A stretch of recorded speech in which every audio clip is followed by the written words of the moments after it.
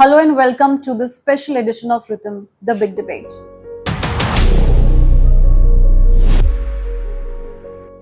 Bihar government recently conducted caste census survey in the state, releasing some controversial data in public forums. Soon after, Rahul Gandhi announced his plans to conduct a similar pattern across the nation if Congress comes to power. To speak on the matter, with his expertise, we have our guest speaker, Professor Sangit Kumar Ragi, Head of Department of Political Science at DU. He's a political analyst, columnist, and also an author. Welcome to the show, sir.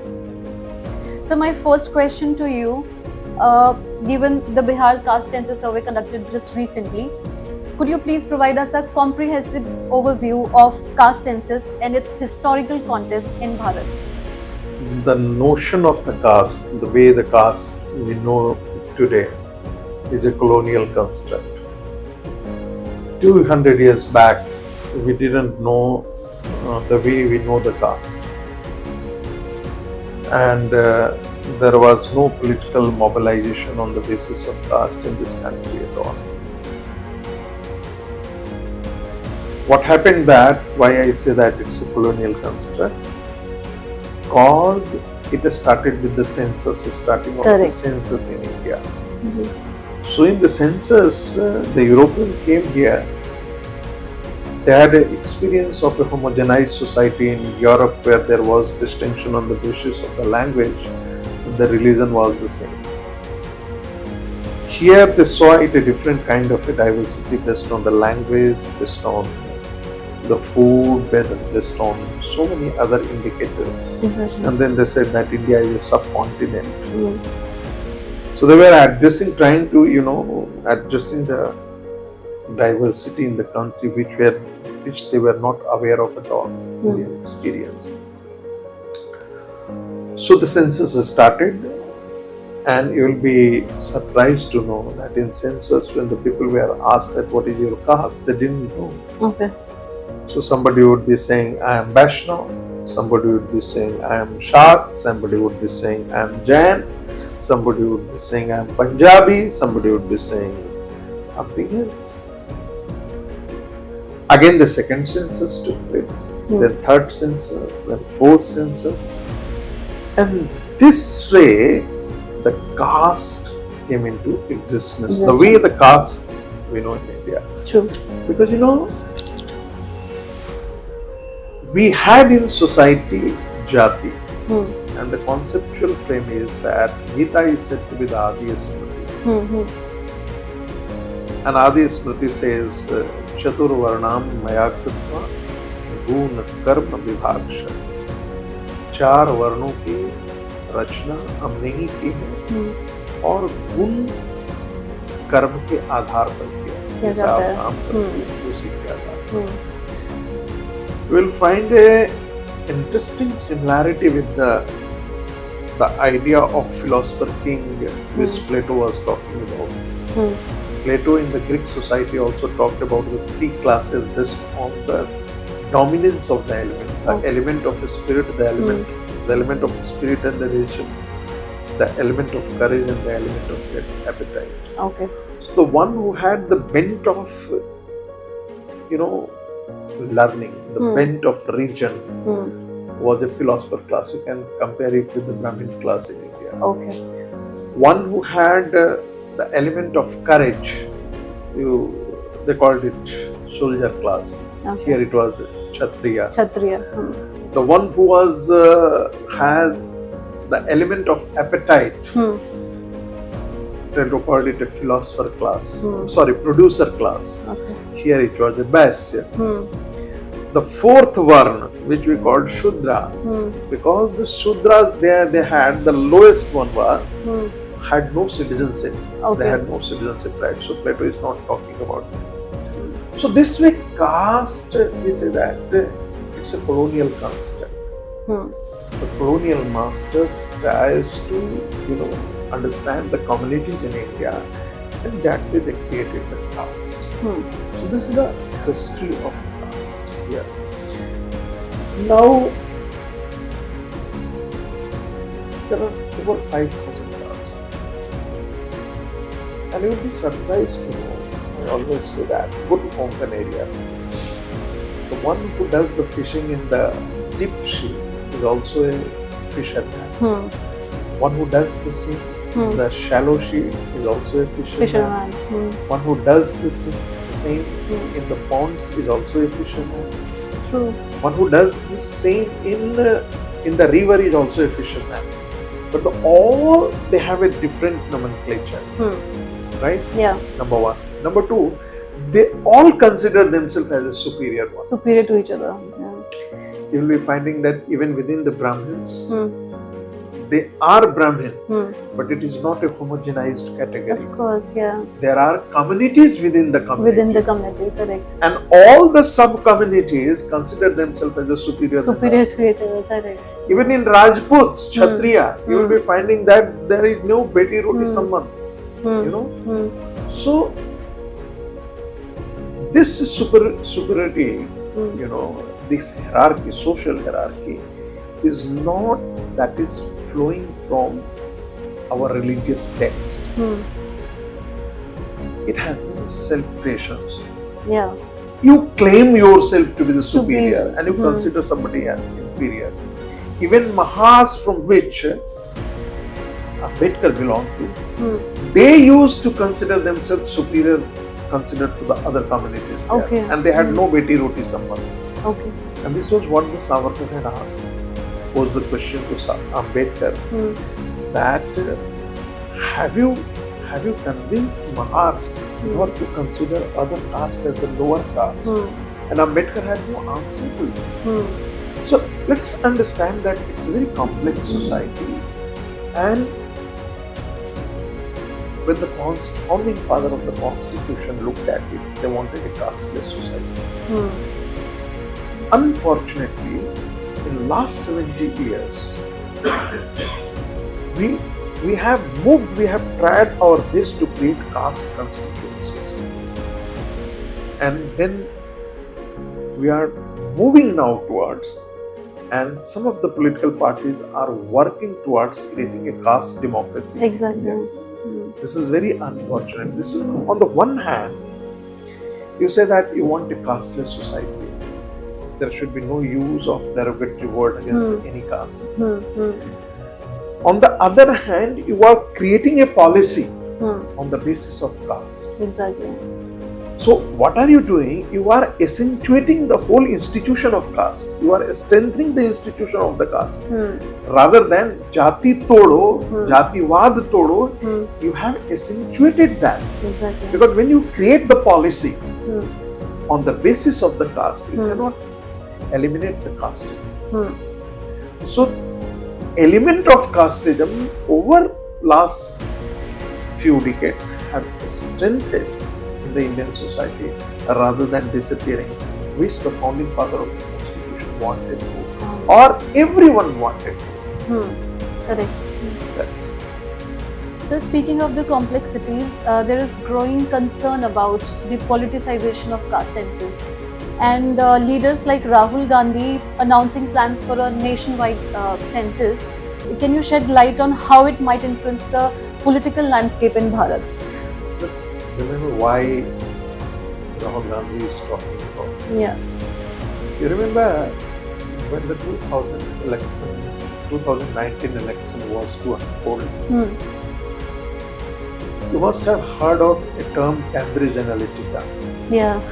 And the Cambridge Analytica gave insight to Rahul Gandhi that they divide the Hindu society along the caste and unite the Muslims as a religion. Actually, this was the whole hallmark of Congress politics.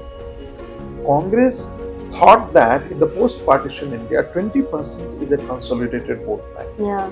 And 80% Hindu society is divided along the caste line. True. So, within that, there was a big chunk coming from the OBC and the scheduled caste, scheduled tribes. They happen to be the motor of. What happens that any country where you have a freedom struggle, the party which leads the freedom struggle also comes into power, and there is an emergence of one-party dominance system. True. Right? So in India, one-party dominance emerged immediately after. True. What happened that from 1967 onward,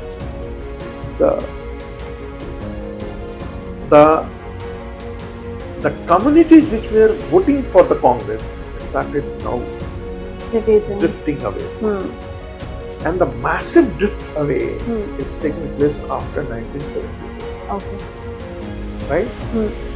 Congress regained the power in 1980, but after Mandal Commission, the solid vote bank, 1977 first time the Muslims drifted away because of the Parivar Niyojan, forced sterilization of the Muslims. The Muslim community drifted away from the Congress party, and they voted in favor of Janata Party, and Janata Party came out victorious. Second point, that after Mandal movement, there is again a churning in the voting behavior of this country. Okay. So the OBC caste drifted away towards the regional political parties. Right? The upper caste, because of the Ram Mandir movement, they moved towards, or the Hindutva forces, cutting into the the OBC and SC and a solid upper caste. Vote bank drifted towards the BJP. And that is resulted into a total collapse of the Congress party. Completely. Wherever Congress party is contesting against the regional party, the regional party is replacing the Congress party, and the Congress party losing the capacity to come back or bounce back return into to power. Correct. It lost Bengal, never came back. It lost Bihar, never came to. It lost Uttar Pradesh, now it is a fourth and fifth force. It lost Tamil Nadu, it is no more a force to be reckoned with. It lost Maharashtra, it is a third or fourth. They have lost. So it is the regional parties which replace the Congress party. Now there is a new churning that is taking place in 2014. And 2014 is, it's a Hindutva politics on the right, aspirational India on the right. The people of this country looked at with a disdain on the caste issues. And they said that, look, here is a man who is an icon of Hindutva, who is talking about transforming the entire nation. Country, correct. Giving pride to this nation as a nation. So they voted in favor of the BJP, cutting across the caste line, cutting across all sorts of, we call it primordial loyalties. Above all this, Now, what is happening in the last 10 years, 9 years? I say that Narendra Modi is merging three major streams of, ideological streams. Look at 1989. There was a Swadeshi versus globalization debate. And the BJP and RSS were for Swadeshi. That was Swadeshi versus globalization. Second was Mandal versus Kamandal. The entire notion of the social justice of the market. Secondly, the cultural nationalism. So there were economic nationalism, cultural nationalism, and social justice. These were the three major drivers of Indian politics. True. What Narendra Modi did, जैसे शंकर की जटा में बांध लेना होता है, इन तीनों को एक साथ ला करके खड़ा है. Now here is a prime minister who is going to Parvati Kund, going to Amarnath, going to Badrinath, and Varanasi also. Yes, Varanasi, who is emancipation of, liberation of, partial liberation of Kashi Vishwanath, complete liberation of Ayodhya, and a new kind of Hindutva is emerging. Here is a Prime Minister who is not ashamed of Hindutva, who is rather celebrating the legacy of this country. Exactly. Number one. Number two, he is the Prime Minister who is integrating Indian economy with the liberal world, capitalist world, but at the same time, I was reading the newspaper today, and the American scientists from NASA were saying that what a great achievement India has made in the space technology. So why India is not sharing the space technology with the United States of America? Today only. So on the one hand, globalization, and on the other hand, the Prime Minister is emphasizing made in India, made in India, made in India. So जितने हमारे जो बंद पड़े हुए थे आपके ordinance factories, सबको शुरू कर दिया. बिल्कुल. फ्रिगेट्स अपना बनाना शुरू कर दिया, सबमरीन्स अपना बनाना शुरू कर दिया. मेक इन इंडिया प्रोजेक्ट्स में पहली बार हम लोग 16,000 करोड़ रुपए का जो है वो डिफेंस सेक्टर में हम एक्सपोर्ट करना शुरू कर दिया. India became the 5th economy in the world, largest economy. So ये स्वदेशी और ग्लोबलाइजेशन दोनों को साथ किया. तीसरा, सोशल जस्टिस की परिभाषा है उन्होंने चेंज कर दिया. Change the entire narratives and contours of the social justice through Ujjwala Yojana, then housing for all, electricity for, So this way, Narendra Modi combined the economic nationalism, cultural nationalism, and social justice, the three prime movers of Indian politics, and that made the BJP unbeatable. Correct. At least in the national politics. So how to deal with it? Again, the regional parties went back to the politics of 90s. So break this Hindutva consolidation. And that is why there is a caste census. Yeah, and they don't have a new agenda to come across. What the Rahul Gandhi, the Cambridge Analytica. But that is why Rahul Gandhi, because the Congress party thinks that they cannot beat BJP. They tried everything. Chaukidar chor hai. It didn't work. Even the enemies of the BJP, political enemies of the BJP, do not consume or do not buy this thesis that Narendra Modi is a corrupt politician. And that is why the credibility of the Prime Minister continues to be over 65% even today. True. No Prime Minister of this country has such a great rating. Narendra Modi is today a world statesman. India has achieved what it couldn't achieve in the last past 77 years. 77 years. True. So how to break this? The only thing they have in mind, that if there is a caste census, if there is a caste polarization, if there is a caste conflict, then they will be able to might reserve their seats to power, and that will give them political evidence. Correct. Whether it is going to happen or not going to happen, only that will tell. Yeah. So, sir, in a bit to, as you have answered this question, I would take next question from this only. In a bid to take upon the BJP, because the BJP has done wonders in whatever areas we speak of in all fronts. But in order to take upon the BJP, since Congress lacks that kind of agenda right now, so you think putting a census, caste census across, they are trying to take the country actually, years back, the kind of development that we have made so far? I think that the country has matured enough. Number one. Secondly, they have been using the term जिसकी जितनी संख्या भारी उतनी उनकी हिस्सेदारी. This was the slogan that Lohia Given. used. It was a part of the socialist politics. But take the example of Bihar census.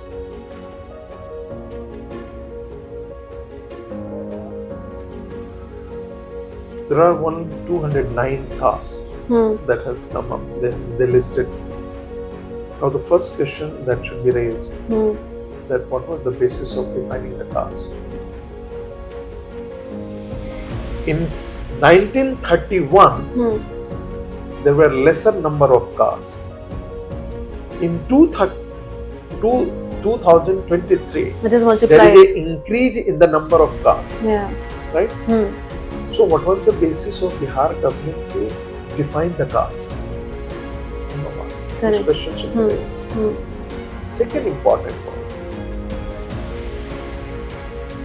There are 187 castes which have less than 1% population. Less than 1%. Might be. Then 137 castes which have less than 0.01% Oh. population. There are 25 castes which have a less than 10,000 population. In a democracy, in a vibrant democracy, every voice should matter in the system. True. Exactly. Right? What will happen? Now this caste will be feeling insecure in the system. Those who say that we are 14%, we will dictate the terms. Dominates there. Correct. Those who are saying that we are 5% or 10% or 15%, they are saying that we will rule you just because I belong to this caste. This is a medieval mindset. And since most of the regional political parties are the family parties, family parties, again, definition of family party is different from the political party which give tickets to Candidates. the candidates who belong to the political class. Background. Family, right? Yeah. There is a difference. Family party means it is one family which decides everything in the party. Correct. So most of the regional parties which were against the Congress and were critical of the Congress, that the Congress was patronizing the family cult, the party system of the country, they have turned out to be, when they came to power, they have turned out to be the family party. Mulayam Singh Yadav family decides what will happen in Samajwadi Party. Nobody else can think of becoming the chief minister. Lalu Prasad Yadav family decides what will happen to him. Mayawati, Siddharamaiah. Mayawati decides what will happen to him. And down south, Siddharamaiah. Akali Dal decides what is, the one family. Badal family decides what is going to happen. Exactly. Shiv Sena Uddhav Thackeray will decide what is. Again, you go to TRS, the family party. Go to Karnataka, family party. Go to DMK, family party. So these regional parties have turned out to be a family party. Exactly. Now, they don't have the national nature. Their politics is limited to how to come into power. Nothing else. Nothing more than that. Nothing more than that. True. They are not thinking about the nation. They are not thinking about the big things that India has to compete with the big nations in the world. Clearly not. To come. This is the danger that Indian political system is facing. True. And these political parties are, harping on the caste coalition. So that there is a Muslim combination, Muslim Yadav combination, so we will be coming there. MY factor worked for Lalu Prasad Yadav almost for 3 elections there in Bihar. Yeah. And it was MY factor, despite poor performance on the funds of governance. This is basically. I am thinking that the same formula will be repeated in times to come. God knows what will happen. Exactly. This is how they're using the data in their to favor themselves, their families, and their parties. What will be the potential consequences of this exploitation of caste divisions, and can this impact like overall social cohesion and national unity? Certainly, it will have adverse impact if this politics succeeds. Continues. Again, I'm saying, Yeah. if this politics succeeds, it will be very dangerous for this country. Correct. It will be very dangerous for this nation. It will be very dangerous to the Hindu community. Yeah. Remember, cutting across the sect line, the Muslims are getting united on Al-Aqsa. Hamas, they are siding with Hamas. Exactly. And we are divided on The caste thing. It will have implications. I always say that what happened after Nupur Sharma, Sartan se juda, Sartan se juda, Sartan se juda. Had the Hindu society responded on streets, I'm not saying with the violence, I'm not approving of the violence. But just standing for the right. Just standing for the right. Exactly. This country is wrong, we denounce it. We will not allow this thing to happen. The things should have changed. Exactly. This is very unfortunate that the Hindu society are not responding. We need somebody like Ashok Singh. True. You know, it's amazing. True. So, you have already mentioned this in one of the questions, but still I'll bring your focus back to the major issues that has come to fore after this caste census is data credibility. And Nitish government, although manipulated the percentage of the specific classes and they made this data public, but how significant is the issue of data accuracy and what are the implications of this potential manipulation? I think that there is a great potential of manipulation because the way it has been done, it was intended to create kind of a sensation before 2024 elections. True. Right? There was no genuine, and unfortunately, I'm saying unfortunately, the Supreme Court of India betrayed us. Exactly. Supreme Court of India, and with all sense of respect to that towards the Supreme Court, asked the question that if there is a caste census, what is harm in it? Tell us. Yeah. That do you not know that what harm it is going to do? The Bihar government had promised to the Supreme Court that it will not be releasing the data.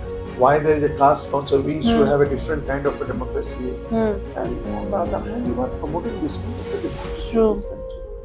True. So thank you so much for all the valuable insights you have given. Thank you so much for your time, sir.